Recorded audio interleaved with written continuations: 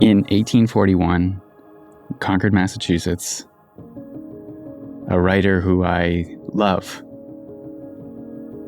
wrote an essay called Self-Reliance. It became an anchoring piece of the Transcendentalist movement. And really, it was a bold call to live from within, to live with an audacious self-trust, to stop gauging the value and truth of our experience by what others say about it, by what others would approve of, and instead to trust that quiet, insistent voice of our own experience, even if it contradicts what the world is saying is right or good or worthy of attention.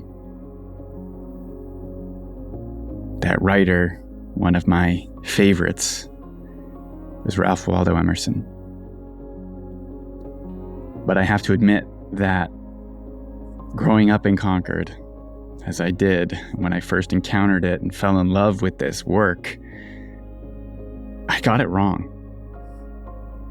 For years, I misinterpreted Emerson's message. I thought self-reliance meant stoicism, carrying my own pain quietly and putting what I didn't want to burden others with on my own back. I thought strength meant silence through pain. I thought self-reliance meant grit. I thought that to rely on myself meant cutting off in me what was too much for others. Eventually, as I became an adult, as I learned for myself what I needed, who I want to be, how I want to experience the world, I returned to this work and I recognized the cost of that story, of the way that I was interpreting this language of self-reliance. How what I thought was making me more lovable, more agreeable, a better man, was actually making me isolated, especially in the moments I most needed help. So when I realized, after turning back to his work, that he was inviting us to trust ourselves so deeply that we stop abandoning our own experience, that we lean into what is raw and uncertain and incomplete inside of us, and that we don't need to do that alone. This is the Reclaiming the Gentleman podcast. I'm Dave Lashansky.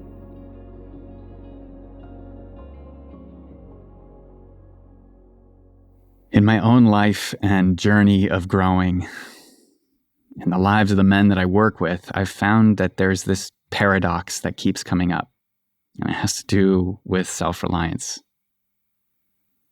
And it's this: we don't become self-reliant by standing alone. We become self-reliant by allowing ourselves to be held, by learning how to love the parts of us we didn't know we could love, by opening up in the presence of others, in the presence of caring, loving space, and by letting ourselves feel in real time the grief, the confusion, the shame, the tenderness that we've buried inside of us without needing to name it or fix it or explain it. The paradox is that we become self-reliant by coming together and learning about ourselves. That's what this episode's all about. So I want to begin by talking about what I think is a modern myth of masculinity, right? We have this image of the cowboy, the lone man, the lone wolf out in the wilderness, right? He's a survivalist. He needs nothing. He has all the knowledge and the wherewithal in his head to survive even in the toughest of elements, right? And we glorify this vision of masculinity. We love it. It's compelling to us. And we see it all the time. There are so many men out there preaching these kinds of qualities even in a modern life, right? Never marry, never get married. Get a vasectomy, don't father children. Go your own way, lead yourself. It's presented as this self-generated strength, this wisdom, the high road for a man to take in the modern world. But in truth, I think it's a vision of self-reliance that is deeply constrained, that's reactive to a lot of pain that we learned in our early lives to cut off. This vision, this version of self-reliance, one that I held for a long time, at least in part growing up, is really based in avoiding connection. We don't want to be a disappointment. We don't want to fail in that endeavor to be a self-reliant man. And in doing this, we're actually conflating Emerson's words. Because what we're doing is trying to conform, trying to please others, trying not to be a burden, trying to be everything for ourselves and calling that service. When at its heart, we are sacrificing our true felt experience, our ability to live by way of intuition. The idea of self-reliance isn't about not needing others. It's about not needing others to validate our experience, right? It's about living into your own reality. And so many men isolate ourselves or stay stuck in unsatisfying relationships, right? Relationships of all kinds, because connection demands more from us. Real connection demands that we have this capacity inside of us to validate what is happening for us, to validate what is true for us. Real connection demands that we not get swept away trying to chase approval, trying not to bother or be too much or be a burden. No. Connection asks for realness. And if we can't validate our own experience of the world, right, our own reality, we make ourselves tiny. And we do this by invalidating what can't be approved or accepted by others, right? And so this is the vision of self-reliance that I want us to really focus on in this episode. Validating our own experience. I think there's a reason we need people. I think there's a reason we see sickness and isolation connected to illness and disease, connected to suicide. Our health seems to require each other. And learning to square this with becoming self-reliant is, in my opinion, fundamental to becoming a better man. Because there is a cost to becoming that lone wolf. We become disconnected. We become avoidant. We think we're serving others by hiding our experience of the world when we do have this in us, right? When we are feeling this numbness, when we're feeling this sense of disconnection, there's something inside of us that compels us to stay siloed, to stay quiet, to stay disconnected. And what I want to create in all of the work that I'm building in my men's groups, in my men's containers, in my Reclaiming the Gentleman program is that self-reliance is self-awareness. It's knowing yourself. It is having the awareness of what you need in the moment. And that includes your community. It includes men around you to mirror you, to help you anchor in yourself, to be with and witness the parts of you that long to be seen, but that is pretty scary to confront. Because the truth is, I think we all need spaces where we can unravel without being abandoned, where we can express what we're feeling without knowing what it means yet, without having to fix it, without feeling only the shame of that feeling. This is what builds actual self-reliance. When we relate to each other from these states, when we learn to be with each other in these states, we deepen our ability to be with ourselves in those states. By calling in others when we need it most, others when we're at the edge of our ability to confront our experience of life, we expand what's possible for us in the moments when we don't have others, in the moments when we're alone and have to deal with these same feelings. I think today, conforming, the thing Emerson was writing about, really in his essay, Self-Reliance, conformity, it looks like this hyper-independence. It looks like repression of the parts of us we're ashamed of, the parts of us we ourselves don't like. And the fear that vulnerability makes you less of a man. But time and time again, as I sit in circle with men, I see that really nothing could be further from the truth. I think we romanticize isolation with the idea that we're helping others. We're not being a burden to others. I can handle it. I got this. I got me. I'm good. This was a story that was total poison to my relationship. And it's one I see in a lot of the couples that I work with. When we as men cut off, thinking we can handle things on our own when really we're just burying them. And nothing changes. The partner gets upset. They feel uncomfortable. They feel the energy of this repression.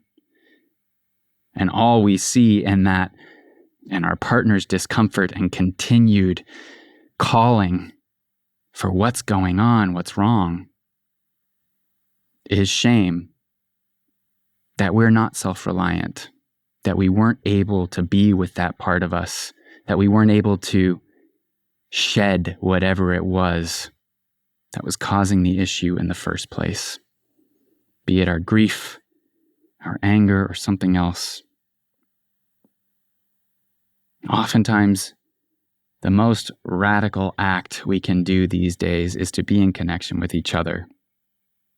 The most important thing we can do these days is to be in connection with each other so that we can be self-reliant, so that we can handle more of the world, more of our struggles, more of what's coming up for others, to actually be of service for each other. This is real self-reliance. We have to risk being real with our partners, with our family, with the people who we know or who we're willing to try to be open with, to deepen our own experience of our life, to help ourselves tackle life's hardest moments, those moments of feeling purposeless, aimless, those moments of struggle when you don't really know the cause or where it'll take you, to deepen our ability to be in those states, to tend to ourselves in those states, to be self-reliant in the hardest moments of our lives. We have to practice. We have to risk being real with others. We have to learn to call others in when we reach those edges and we can't go further on our own. Reclaiming self-reliance, reclaiming our gentleness, reclaiming our ability to truly be of service to the world around us means we have to practice courageous interdependence, discerning interdependence. Because what we're learning to do is feel deeply without shutting down. What we're learning to do is be real about our experience of the world, to be in the process, to be mid-process, right? To be unfinished, to be raw. Sometimes that means falling apart. But what we're learning in our pursuit of self-reliance, in this new, modern, reimagined pursuit that I'm trying to convey in this episode, is that The more we learn to do this, the more we open into spaces where it's possible for us to get real about what's happening for us. A men's circle, therapy, deep relationship. Our ability to stay anchored to what's true for us, to stay clear in our purpose and our values, means risking losing yourself in that moment, means risking losing the identity that you've built up around knowing yourself, around being a good person. It means allowing yourself to be real, to be raw, to express. It's not easy. It's not linear.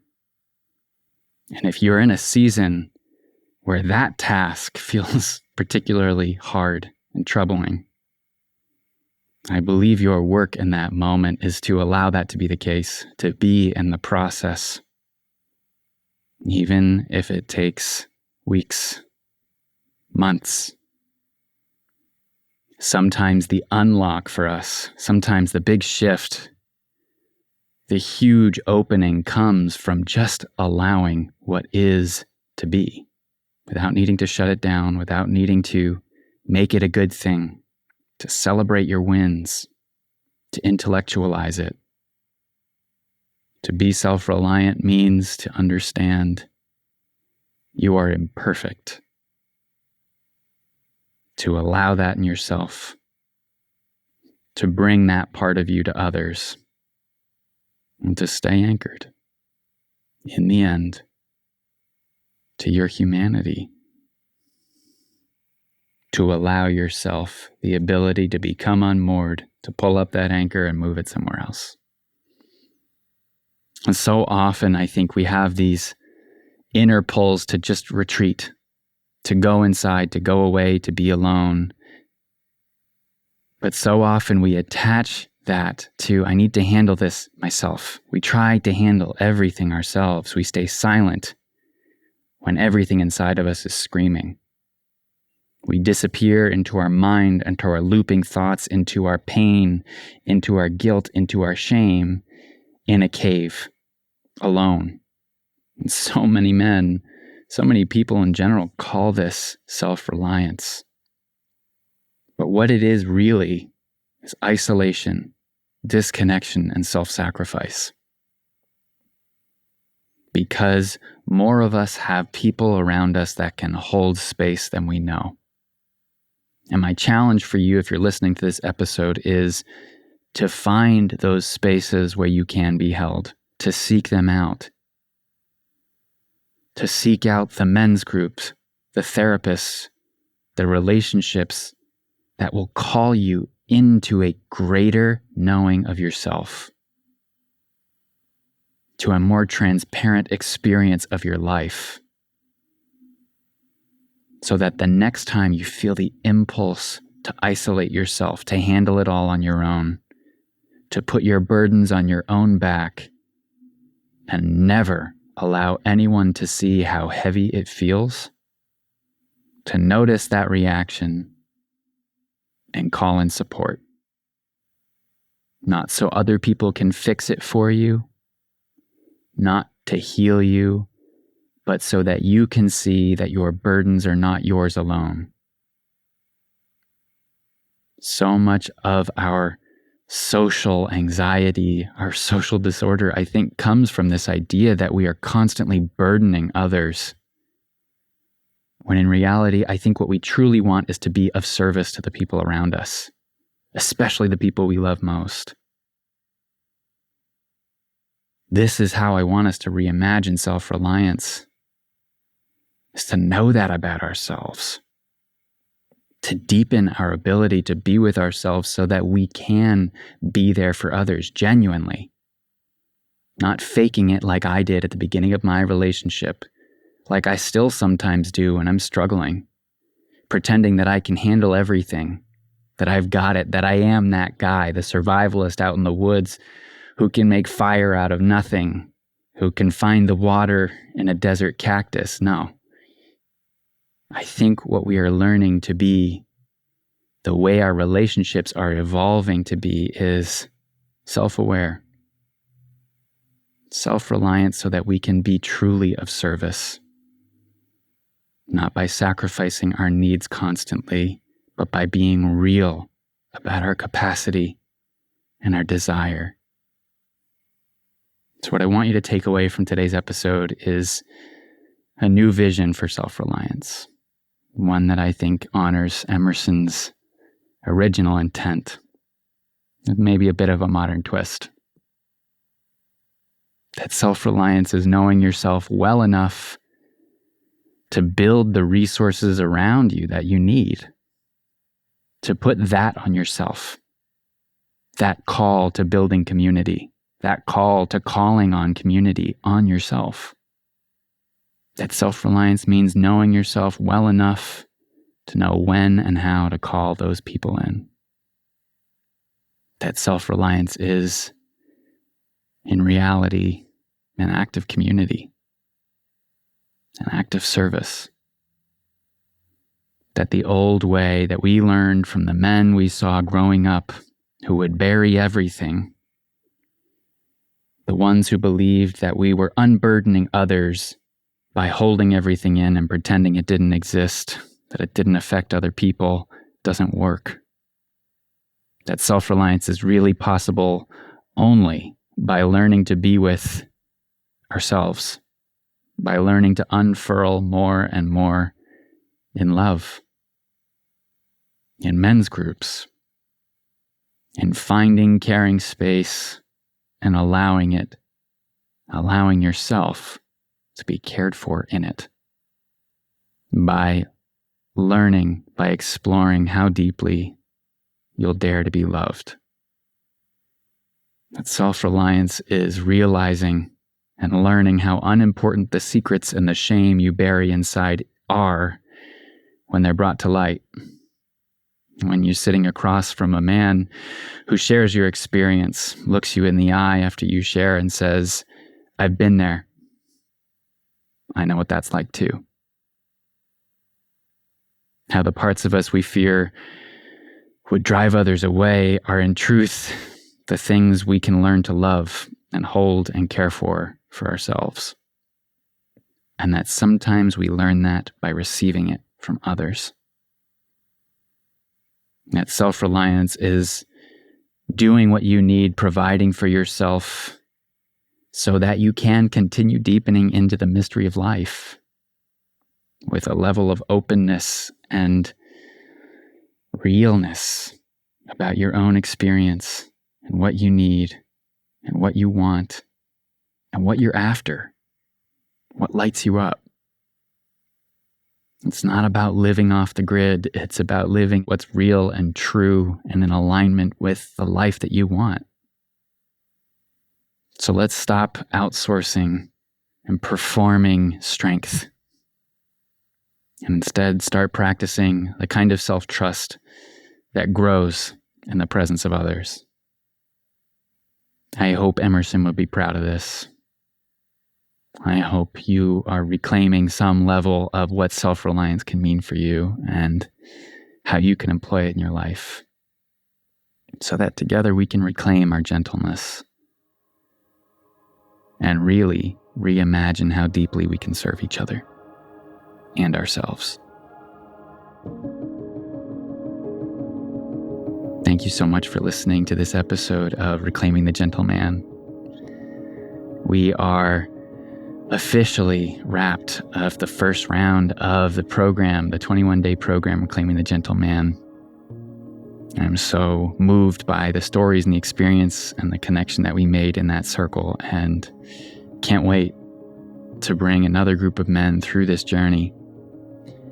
If you or a man you know is struggling in conflict, looping in these cycles that don't seem to end, looking for some way out, send him to davelashansky.com. This program is gentle and powerful at the same time. It can be the beginning of real transformation. The only thing you need to do is step into the circle. Go to davelashansky.com, see what this is all about, sign up to be notified when doors open again. I'd love to see you there. Until then, I'll see you in a week. Thank you for listening.